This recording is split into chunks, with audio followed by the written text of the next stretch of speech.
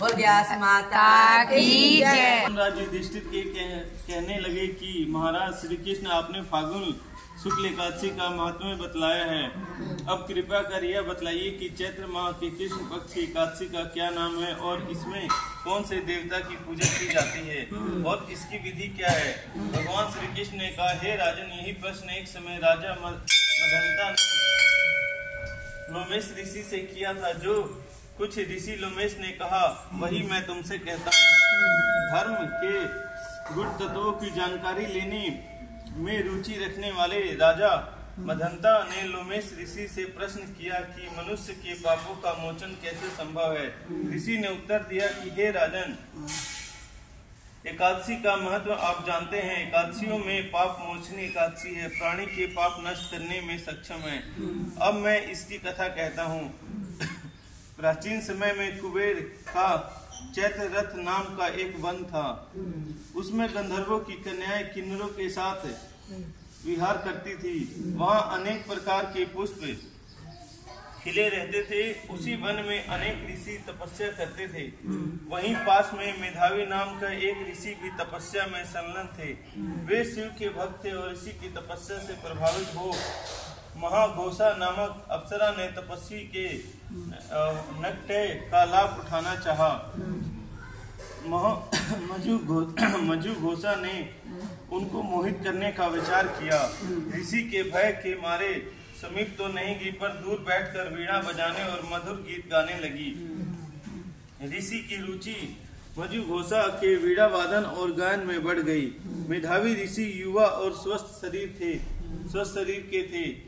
ब्रह्म तेज से युक्त ऐसे सुंदर ऋषि को देख कर ही मजू घोषा ऋषि पर मुग्ध हो गई और नृत्य कला और हाव भाव दिखाकर उसने ऋषि को रिझा लिया। फलस्वरूप ऋषि ने मजू घोषा के साथ रमण करने लगे। वे मंजू घोषा से इतने प्रभावित हुए कि सारा त्याग तप भूल गए। उन्हें दिन रात का भान भी नहीं रहा। काफी समय बीतने पर मजू घोषा ने कहा कि आप के पास मुझे अनेक दिन बीत गए हैं, अब मुझे जाने की आज्ञा दीजिए। मुनि ने कहा कि आज इसी संध्या को तो आई हो और प्रातः काल होने को चली है। अप्सरा ने कहा, महाराज, मुझे यहाँ आए कई वर्ष बीत गए हैं। यह उत्तर सुन मुनि के को समय का भान हुआ। यह जानने पर कि अप्सरा के साथ रमण के समान लगी, अत्यंत क्रोधित हो मुनि कहने लगे कि मेरी कठिन तपस्या को तूने नष्ट कर दिया है। तू महापापनी दुराचरणी है। मेरे साप से पिचासनी हो जा। मुनि के साप से मजू घोषा तत्क्षण पिचासनी हो गई और भयभीत होकर मुनि से प्रार्थना करने लगे कि महाराज, इस साप का किस कारण और किस प्रकार से निवारण होगा। अप्सरा के ऐसे दीन वचन सुनकर मुनि बोले, हे भद्र, यद्यपि तूने मेरा बहुत अनिष्ट किया है,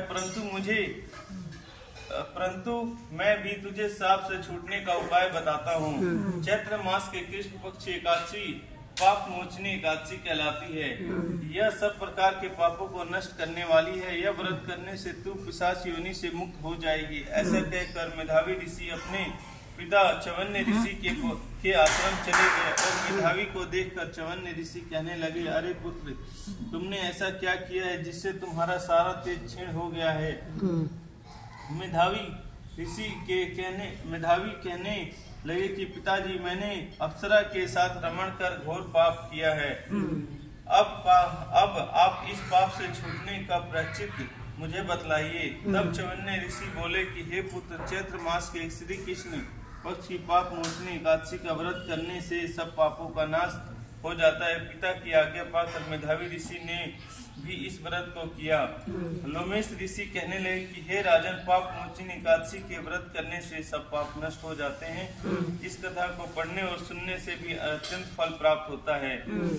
देह जन्य आकर्षण ज्यादा समय का नहीं होता, इसलिए मुनि मेधावी की ओर चाव से बड़ी अप्सरा मजू घोषा अत्यंत अनंत मुनि को छोड़ने को तैयार हुई थी।